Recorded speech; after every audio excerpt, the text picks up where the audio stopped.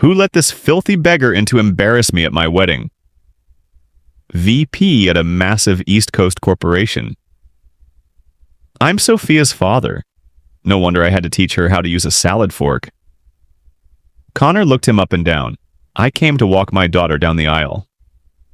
In that suit? You dig that out of a donation bin? You're making a mistake, son. Throw this clown out. Marcus locked eyes. 200 guests. Dead silence. Remember this moment. 0 spines. Security dragged a black father out of his own daughter's wedding. That groom just threw out the man who owned his entire career. 6 hours earlier, Marcus Washington woke up at 5 a.m., same as every day for the last 30 years. His apartment in Bridgeport was small, 2 bedrooms, 1 bathroom with a leaky faucet he kept meaning to fix. The kitchen smelled like coffee and ironing starch.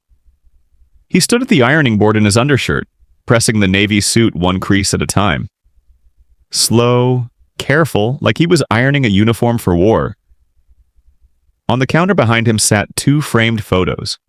The first one, a little girl on his shoulders, mouth wide open, laughing. Sophia, age 6, pigtails, missing 2 front teeth. The second, that same girl in a cap and gown, tears running down her face, diploma in her hand. He smiled every time he looked at those photos. Today, he held the second one a little longer. On the kitchen table, he laid out a gift, a pocket watch, gold, scratched, heavy. It belonged to his father. Besides it, a handwritten letter on plain paper. No fancy stationery, just words from a father to his daughter. He wrapped them both in brown paper, tied it with string. Simple. He looked at himself in the bathroom mirror. The suit fit fine, nothing special. He tugged the collar straight and whispered to himself, "She's not marrying the suit. She's marrying what's inside the man." On his desk by the window, half hidden under old books, sat a leather portfolio embossed with 3 gold letters, P-A-H. He glanced at it. Didn't pick it up, not today. Today, he was just a father. Now, the Ashford estate in Greenwich, Connecticut, that was a different universe. A private road lined with 100-year-old oaks. Valets in black vests parking Porsche after Mercedes after Range Rover. The main building looked like it belonged in an English countryside. Stone walls, ivy, iron gates. Inside it smelled like lilies and money. Crystal chandeliers hung over a ballroom that seated 200. White roses exploded from every table. The silverware alone cost more than Marcus's car. A champagne tower glittered near the entrance. The string quartet played something soft and expensive in the corner. Diana Wells, the wedding planner, marched around with a clipboard barking orders at caterers. Every napkin folded at the same angle. Every candle the same height. Everything perfect. Everything controlled. The guest list read like a Wall Street directory. Hedge fund managers, country club presidents, corporate lawyers, old Connecticut money shaking hands with new Connecticut money. Nearly every face was white. Sophia's side smaller. Her mother Elena, her best friend Jasmine Reed, a handful of aunts and cousins. They were seated at tables near the back, far from the head table, far from the spotlight. Nobody questioned the seating. That's just how it was arranged. And then there was Connor Harrington, 34 years old, square jaw, country club tan, the kind of smile that made you trust him for exactly 5 minutes before you realized it never reached his eyes. On paper, he was a winner, VP of operations at Pinnacle Atlantic Holdings, one of the largest infrastructure and investment firms on the East Coast. His father Preston came from old money. His mother Victoria came from older money. Connor grew up believing the world was built for people who looked like him. He was charming when it served him. He shook hands hard. He dropped names soft. Every detail of this wedding, the venue, the flowers, the guest list, was curated to project one thing: power. He told Sophia early on, "Keep the guest list from your side manageable." He told her, "Your dad doesn't need to make a speech." He told her, "This day is about our future, not your past." Sophia loved him, or she thought she did. She agreed to most of it. She kept the peace. She didn't tell Connor the full truth about her father, partly because Marcus asked her not to. partly because she wanted to see if Connor could love her family as they were. One thing mattered most. Connor had never met Marcus in person. He'd only seen one blurry photo on Sophia's phone from years ago. To Connor, Marcus was just Sophia's dad who does some consulting thing. He had no idea who was about to walk through his front door. Let's rewind to the moment it all went wrong. Marcus's cab pulled up to the Ashford estate at exactly 4:15 p.m. Not a town car, not a limo, a yellow cab. The valet stared at it like a roach had crawled onto the driveway. Marcus stepped out, navy suit, brown paper gift under his arm. He tipped the driver $10 and walked toward the entrance. The first pair of eyes hit him before he reached the door. A woman in a pearl necklace nudged her husband. The husband looked away, looked back again. The kind of double take people do when something doesn't match the scenery. Marcus kept walking. Inside the lobby, the air changed, cool, perfumed. The chandeliers threw little rainbows across the marble floor. Guests moved in clusters, laughing, clinking glasses, performing wealth for each other. Marcus stepped through the front door. 3 steps in, he stopped. Connor was already walking toward him. Not walking, charging. Jaw tight, eyes locked. The smile he wore for his guests was gone. What replaced it was something raw, something ugly. Who let this filthy beggar in to embarrass me at my wedding? He said it loud enough for the string quartet to stop. The lobby went dead silent. Every champagne glass froze mid-sip. Marcus stood still. He held the brown paper gift against his chest like a shield. His voice came out calm, level. I'm Sophia's father. Connor stopped 2 feet away from him, close enough for Marcus to smell the bourbon on his breath. He looked Marcus up and down, the suit, the shoes, the gift wrapped in paper that probably cost 50 cents. Her father? He let out a laugh that bounced off the marble. No wonder I had to teach her how to use a salad fork. A few guests near the bar chuckled. Not many, but enough. Marcus's jaw tightened, just barely. I came to walk my daughter down the aisle. In that suit? Connor flicked Marcus's lapel with 2 fingers. You dig that out of a donation bin? You're making a mistake, son. My only mistake was letting Sophia invite the ghetto to my wedding. Connor snapped his fingers at 2 security guards standing near the entrance. Big men, black suits, earpieces. Throw this clown out, now. The guards hesitated. One of them, younger, maybe 25, looked at Marcus's face. Saw something there. Dignity. Pain. The kind of quiet that only comes from a man who's been disrespected before and survived it. Sir, the young guard said softly, maybe we should check the guest list first. I didn't ask you to check anything, Connor snapped. I asked you to remove him. Do your job, or I'll find someone who will.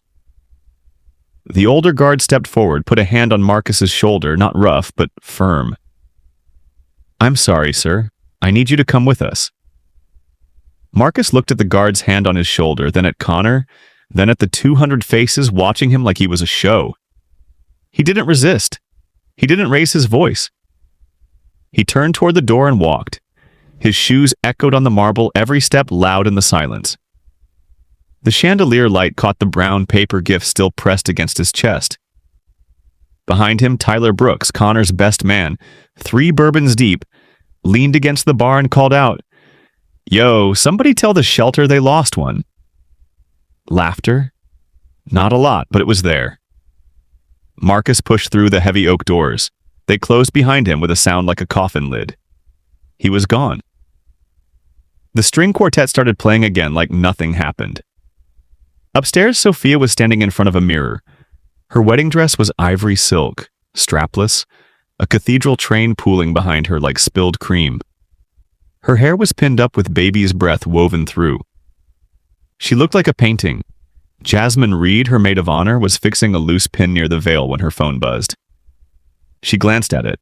Her hands froze. She read the text, then read it again. Sophia, Your dad just got thrown out. Sophia turned from the mirror. What? Connor had security remove him. Just now. In front of everyone. The color drained from Sophia's face. Her fingers gripped the edge of the vanity. The knuckles went white. That's not... He wouldn't, girl. He did. One of my cousins just texted me. Said Connor called him a beggar. In the lobby. In front of 200 people. Sophia's chest rose and fell. Once, twice, 3 times. Then she grabbed the front of her dress with both fists and ran. She came down the main staircase like a storm in ivory silk. Guests at the bottom scattered. Champagne sloshed. Someone dropped a plate. She found Connor in the lobby. He was straightening his cufflinks, smiling, like he'd just taken out the trash and was proud of it. Connor? He turned, saw her face. His smile dimmed but didn't disappear. Babe, you look amazing. Why are you down here? The ceremony's in. You threw out my father? The lobby went quiet again. Second time in 10 minutes. Guests who had just started pretending everything was normal froze mid-conversation. Connor stepped closer, lowered his voice. Babe, relax. He showed up looking like a janitor. I'm protecting our image here. You'll thank me later. Thank you? Sophia's voice cracked. He's my dad, Connor, and this is my wedding. Connor straightened up. Do the math, Sophia. $300,000. The Whitmore partners are here. My parents' entire circle is here. And your father shows up in a $40 suit looking like he came straight from a bus stop? No, I'm not having that. Sophia stared at him. Her lips trembled. Not from sadness, from something deeper. You don't even know who he is. Connor rolled his eyes. I know enough. He's a guy who couldn't afford a decent outfit for his own daughter's wedding. That tells me everything. Sophia shook her head slowly. No, Connor, it doesn't tell you anything. Not one thing. She turned and walked toward the front door. Connor called after her. Sophia, Sophia, don't make a scene. She didn't stop. Outside, the sun was dropping low. Golden light spilled across the stone courtyard. Marcus sat on a bench near the oak trees, the brown paper gift resting on his lap. He wasn't crying. He wasn't shaking. He was still. The kind of still that scared people who didn't understand it. Sophia burst through the doors. She saw him on the bench and her whole body crumbled. She ran to him, wedding dress dragging across the gravel, and threw her arms around his neck.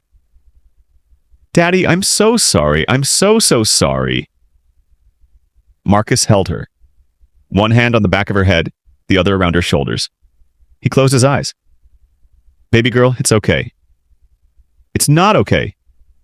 I know. He pulled back, looked at her face, wiped a tear with his thumb. I know it's not. They sat there for a moment, father and daughter, on a stone bench outside a wedding that cost more than most people's houses. Then Marcus pulled out his phone. He scrolled through his contacts. Sophia caught a glimpse. Names she recognized, names anyone would recognize. CEOs, board members, a former senator. He didn't call any of them. He called one number, put the phone to his ear. Derek, it's me. A pause. Yeah, he did exactly what you said he would. Another pause. No, I'm not going to make a scene, but I think it's time he finds out. He looked at Sophia. She looked at him. Something passed between them. Not words. Understanding. Come to the venue. Bring the file. He hung up, slid the phone back in his pocket, looked up at the Ashford estate. His face was calm, resolved, like a man who'd been holding a card for 30 years and finally decided to play it. Sophia whispered, Dad, what did you just do? Marcus smiled, the first real smile all day. I gave him exactly what he asked for.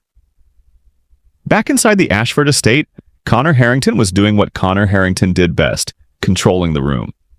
He moved through the lobby with a fresh glass of champagne and a smile stitched so tight it could have been surgical. Hand on shoulders, firm nods. That voice, the one he saved for investors and in-laws. Just a little mix-up at the door, nothing to worry about. The man was confused. Probably wasn't feeling well. His mother Victoria appeared at his elbow, 61 years old. Pearl earrings, a face that looked like it had never apologized for anything. "I told you," she said, her voice low and sharp as a letter opener. "Marrying outside our circle brings complications." "It's handled, Mom." "Is it? Because from where I was standing, it looked like your fiancé's family just turned your wedding into a shelter outreach." Connor's jaw flexed. "I said it's handled." His father, Preston, stepped in. 70, silver hair. The kind of man who hadn't raised his own voice in 30 years because he paid other people to do it. "The Whitmore partners are here, Connor. Keep this contained. Smile, pour wine, make it disappear." Connor nodded, took a breath, straightened his cufflinks again, and turned back toward the crowd. But Sophia was standing in the side hallway, arms crossed, mascara smudged, still in her wedding dress, and she was not smiling. Connor walked over, leaned in close. "Babe, go upstairs, fix your face. We start in 20 minutes. "Fix my face?" "You know what I mean. You look like you've been crying?" "Yeah, because you just humiliated my father in front of every person I know." Connor grabbed her wrist, not hard, but not soft either. Possessive, the way you grab something you think you own. "Smile, walk out there. We are not ruining this day because your father's feelings got hurt." Sophia pulled her wrist free, slowly, deliberately. "Don't touch me like that." "I built all of this for us, Sophia. The venue, the guest list, the future. The least your family could do is not embarrass me." Sophia stared at him for a long time. Then she said something quiet, something Connor didn't catch because he'd already turned away. "You have no idea what my family built." Meanwhile, at the bar, Tyler Brooks was 3 bourbons past his limit and 0 bourbons past his true personality. He spotted Jasmine Reed refilling her water glass near the appetizer table. Jasmine, Sophia's best friend, maid of honor, black, the only person in the bridal party who'd told Sophia to her face that Connor was a mistake. Tyler sidled over, leaned against the bar, smiled that drunk, lopsided smile that men like him confused for charm. "So you're on the bride's side, right?" Jasmine didn't look at him. "Obviously. Must be nice getting invited to something like this. Probably don't see a lot of places like the Ashford estate in your neighborhood." Now she looked at him. "Excuse me?"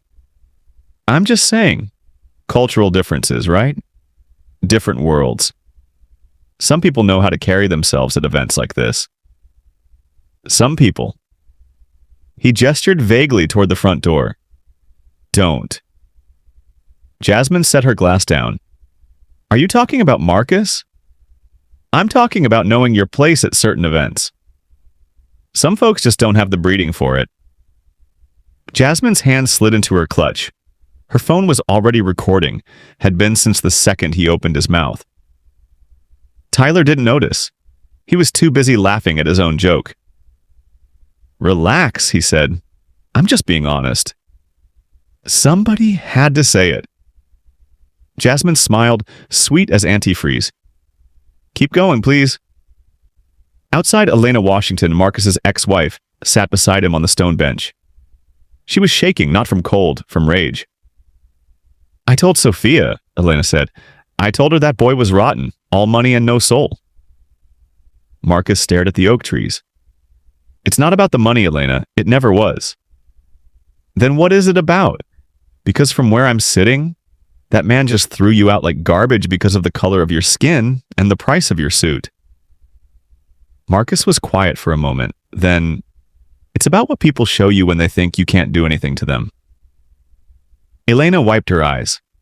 "So what now?" "Now we wait." And here's the part of the story that changes everything. See, Marcus Washington didn't just work in consulting. That was the word he used because it was easy, because it didn't invite questions. The truth? 28 years ago, Marcus Washington started a logistics company in his garage. 1 truck, 1 contract, 16-hour days. He drove the routes himself for the first 3 years, slept in the cab, ate gas station sandwiches, built the thing with his bare hands, and a stubbornness that bordered on insanity. That company grew, then it merged, then it acquired, then it became Pinnacle Atlantic Holdings, a multi-billion-dollar infrastructure and investment conglomerate with offices in 12 cities and contracts on 3 continents. Marcus was the founder, the majority shareholder, the chairman of the board. 10 years ago, he stepped back quietly. No press conference, no farewell tour. He installed his most trusted partner, Derek Thompson, as CFO and handed the day-to-day to a board of directors. He moved back to Bridgeport, kept the small apartment, drove a 10-year-old sedan, lived like a man who had nothing to prove. Why? Because he didn't want Sophia to grow up in a bubble. He didn't want her defined by a net worth. He wanted her to be loved for who she was, not what her father owned. The company's ownership was held through the Washington Family Trust. The founder's name was buried in legal filings that nobody at the VP level would ever read. Which brings us to Connor Harrington. Connor was hired at Pinnacle Atlantic 3 years ago. He climbed fast, not because he was brilliant, but because he was loud, confident, and connected. He knew the CFO's name, he knew the board members, he knew the stock price, but he had never, not once, met the founder. Didn't even know the founder's name? Didn't care to ask. To Connor, the company was a brand, a paycheck, a stepping stone, his salary, his stock options, his bonus, his corner office, the $300,000 wedding. All of it. Every single dollar flowed from the man he'd just thrown onto a stone bench outside. The irony wasn't just thick, it was suffocating. A black Lincoln Town car turned onto the private drive at 5:45 p.m. It rolled past the Porsches and Range Rovers and parked at the end of the row. The engine cut. Derek Thompson stepped out. 6 feet 2 inches, custom 3-piece suit, charcoal with a window pane check, silver cufflinks, shoes that reflected the sunset. He moved like a man who'd walked into 1,000 rooms and owned every single one. Under his arm, a leather portfolio. In his hand, a manila envelope. He found Marcus on the bench, sat down beside him. No greeting, no small talk. He opened the envelope. Inside, Connor's employee performance reviews. Mediocre at best. 3 internal complaints from employees of color flagged against him for discriminatory behavior. An email chain where Connor bragged to Tyler about managing the optics of his fiance's background. And a pending HR investigation that had been sitting on someone's desk for 6 months. Marcus read every page. His face didn't change. Stone. Derek watched him, then say the word. Marcus closed the folder, looked up at the building where 200 people were drinking champagne paid for with his money. Not yet. Let him put the shovel down first. A pause. He's still digging. 6:15 p.m. The ceremony was supposed to start in 15 minutes. Guests were migrating from the lobby toward the ballroom. Chairs arranged in perfect rows, white petals scattered down the aisle. The string quartet switched to something slow and romantic. Everything was in place. Everything except the bride and the father she just watched get dragged out the door. Connor stood at the altar adjusting his boutonniere for the 3rd time. He leaned toward Tyler. Where the hell is Sophia? Probably fixing her makeup. Chill, bro. She'll show. Connor checked his watch, scanned the room, smiled at the Whitmore partners in the 2nd row, nodded at his mother. Kept the performance going. Then the front doors opened. Not gently, not politely. They swung wide like somebody meant it. Derek Thompson walked in. Alone. Shoulders back. 3-piece suit catching the chandelier light like it was tailored by God himself. Silver cufflinks. Shoes that could blind you from 10 feet away. He didn't look left. He didn't look right. He walked straight down the center of the lobby like he'd bought the building and was deciding whether to keep it. The room shifted. It started with one whisper. A man at the table nearest the entrance grabbed his wife's arm. Honey, is that... Oh my God, that's Derek Thompson. Then the next table. Then the next. Then it rippled through the room like a stone dropped in still water. The Derek Thompson? The CFO of Pinnacle Atlantic? He was on the cover of Forbes last quarter. Bloomberg interviewed him 2 weeks ago. What is he doing here? Connor heard the name before he saw the face. Pinnacle Atlantic? His company? His CFO at his wedding? His pulse spiked. His palms went damp. This wasn't just flattering, this was a gift from the networking gods. The kind of moment that could fast-track a career. The kind of handshake that opened doors money couldn't buy. He straightened his jacket, shot his cuffs, plastered on his best boardroom smile, the one he practiced in the mirror before quarterly reviews, and practically jogged toward the entrance. Mr. Thompson, sir, what an honor. What an absolute honor. He extended his hand so fast he nearly tripped over a flower arrangement. I'm Connor Harrington, VP of Operations in the Infrastructure Division. I followed your work for years. Your keynote at the Morgan Stanley Summit last fall was, Derek didn't take his hand. Connor's fingers hung in the air. 1 second, 2 seconds, 3. The longest 3 seconds of his life. Derek looked at the hand, then at Connor's face. Then he held up one palm, flat, firm, final. I know who you are, Connor. Connor's smile flickered. You do, sir? I do. Derek's voice was calm, not loud. He didn't need loud. The room was already silent enough to hear a pin drop on velvet. But I'm not here for you. The smile died. I'm sorry. What? Derek didn't repeat himself. He never repeated himself. He turned his body 90 degrees toward the open front doors, extended his right hand, and waited. For a moment, nothing happened. Then Marcus Washington walked back in. Same navy suit, same polished but worn shoes, same brown paper gift pressed against his chest. But something was different. His shoulders weren't hunched, his eyes weren't lowered. He walked in like a man who had spent 60 years carrying something heavy and had just decided to set it down. He walked in like he owned the room, because he did. The lobby went silent. Not whisper silent, not awkward silent, dead silent. The kind of silence where you could hear the candle flames bending in the air, the kind of silence that sits on your chest and presses down. Derek waited until Marcus stood beside him. Then he turned to face the room. 200 guests, every eye locked on the two black men standing side by side in the entrance of a wedding that had tried to throw one of them away. Derek spoke. Not rushed, not dramatic, just clear. Each word placed like a brick.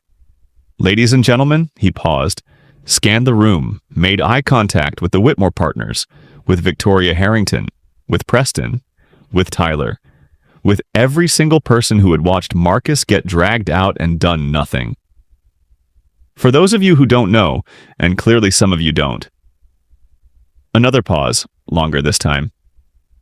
He let it breathe. This is Marcus Washington. The name meant nothing to most of them, not yet, but Derek wasn't finished.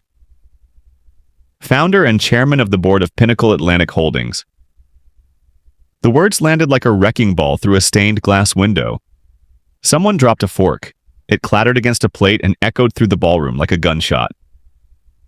My boss. Derek looked directly at Connor. And as I understand it, the father of the bride. The silence didn't break. It detonated. Victoria Harrington's champagne glass slipped from her fingers.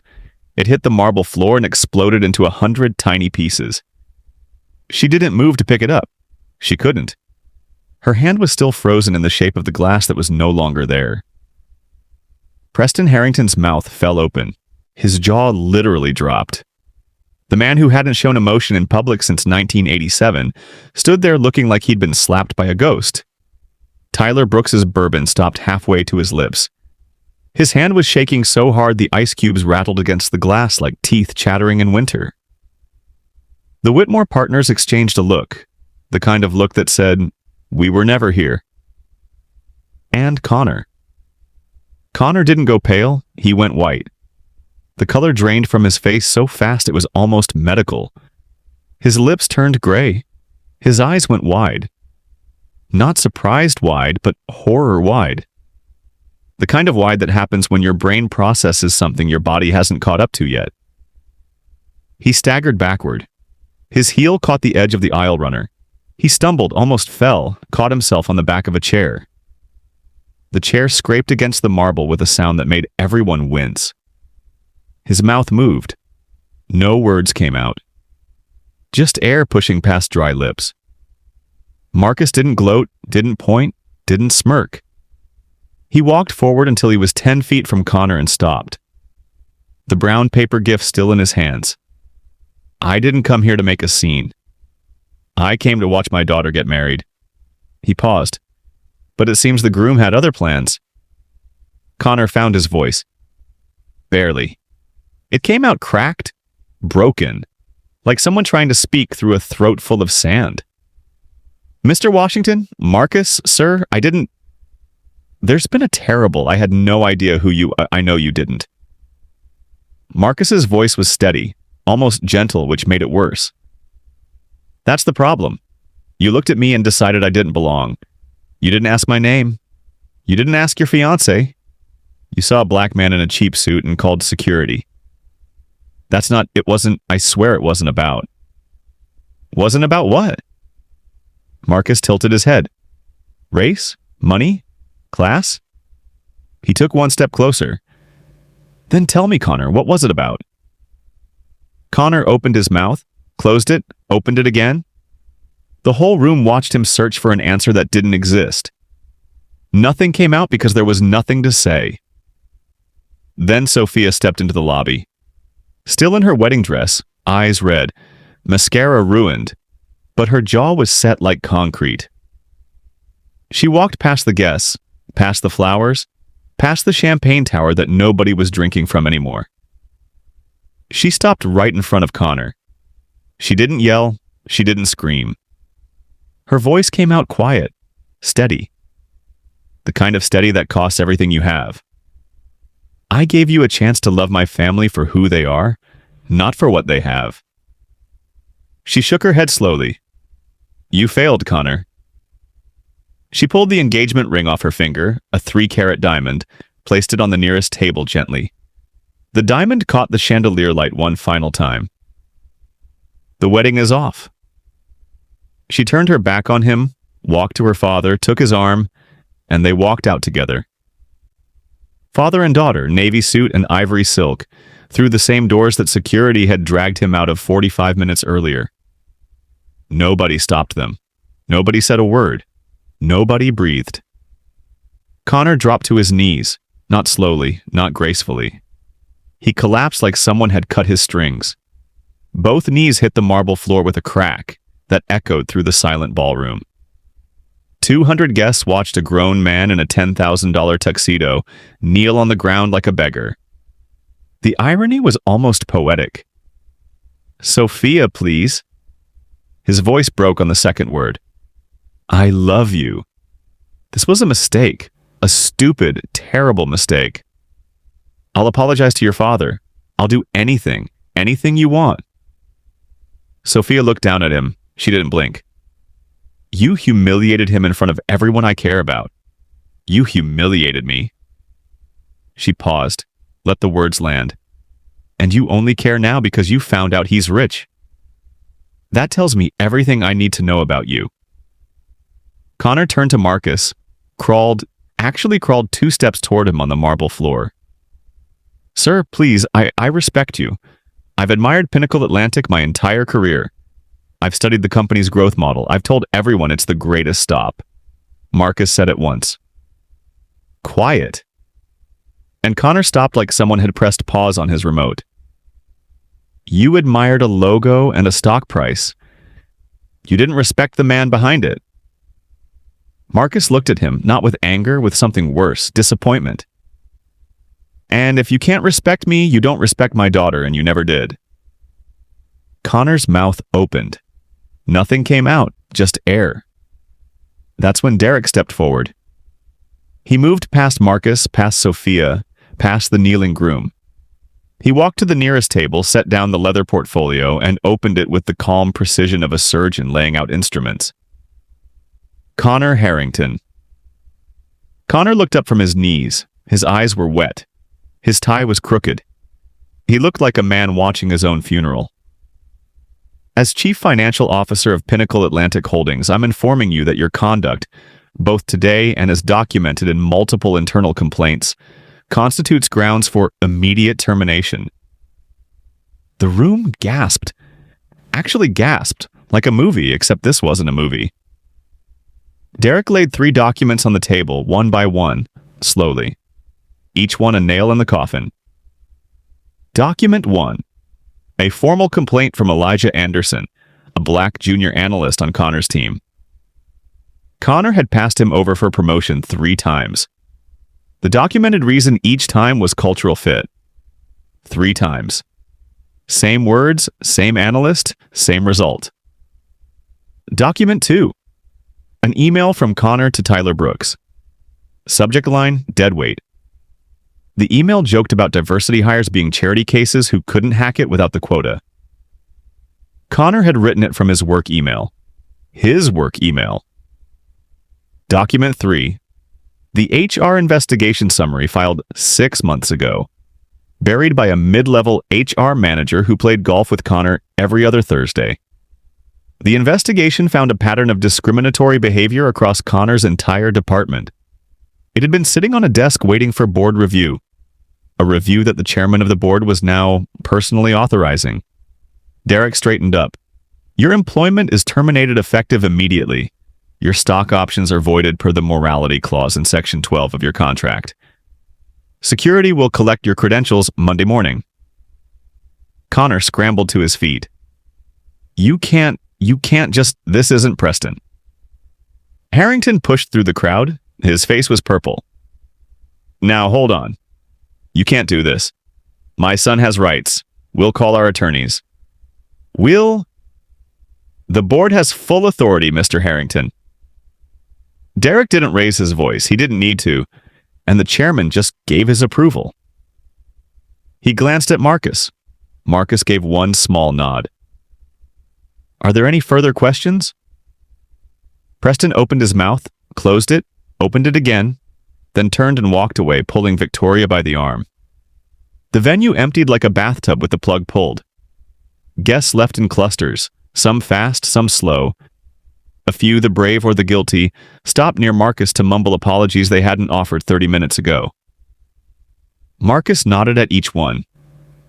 Didn't say much. Tyler tried to slip out through a side door. Jasmine was leaning against it, arms crossed, phone in hand. I recorded everything you said, Tyler. The breeding comment, the knowing your place comment, all of it. Tyler went pale. I was joking.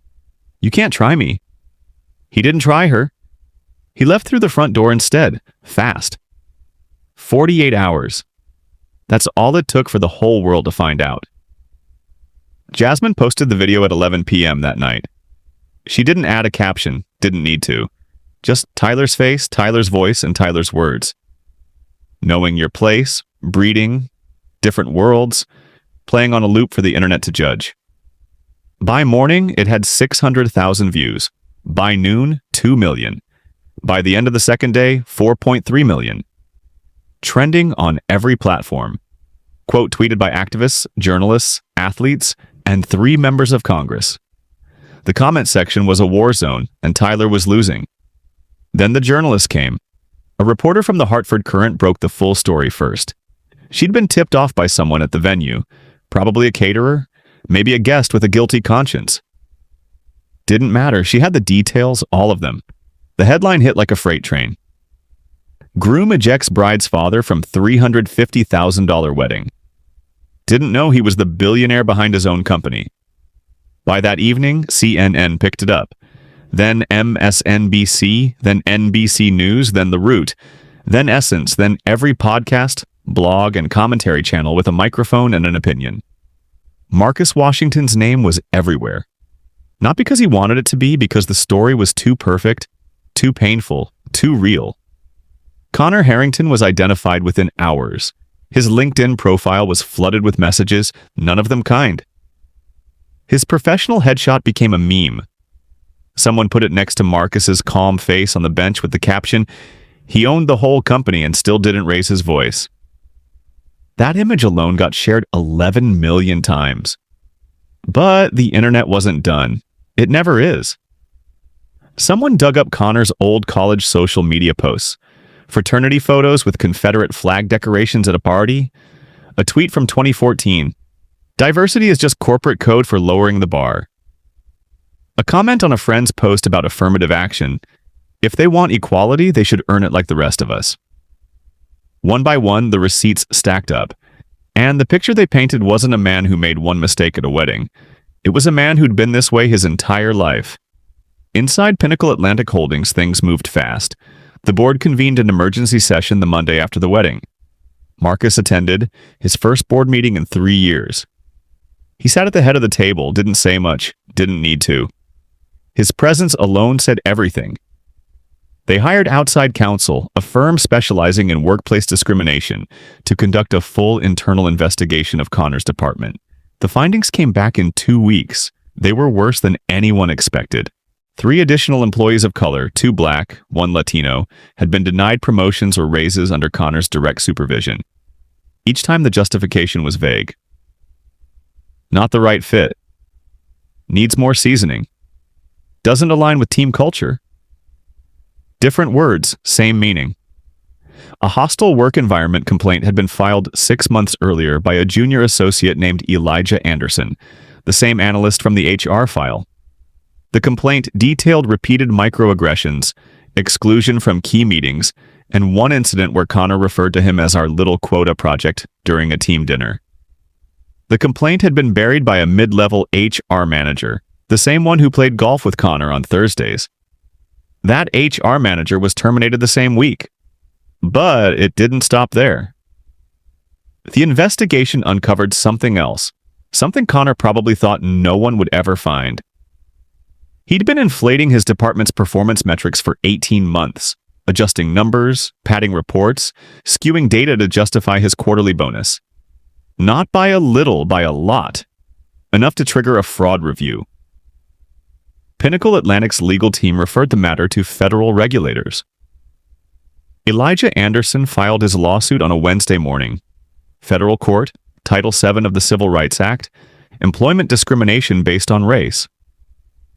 The complaint was 42 pages long and read like a horror novel about what it's like to be black. In a department run by a man who thinks diversity is a joke. Pinnacle Atlantic didn't fight it. They cooperated fully, settled with Elijah for an undisclosed amount, significant enough that his attorney called it life-changing in a press interview. The company also issued a public commitment to restructure its internal reporting process, hire an independent ombudsman, and establish a zero-tolerance policy for discriminatory conduct at every level. Marcus insisted on that last part personally. Preston Harrington tried to make it all go away. He called in favors, old friends from the club, a state senator he donated to for 15 years, a media consultant who specialized in reputation management. None of it worked. Marcus Washington's legal team was bigger, smarter, and better funded because it was Pinnacle Atlantic's legal team, and they weren't playing defense, they were playing offense. The Connecticut Commission on Human Rights and Opportunities opened a formal inquiry into Connor's conduct. His country club membership was revoked unanimously, which was a first in the club's 90-year history. His name was removed from a charity gala committee he'd co-chaired for 2 years. The charity issued a public statement calling his behavior fundamentally incompatible with our values. Connor's social world didn't just shrink, it evaporated. And then there was Sophia.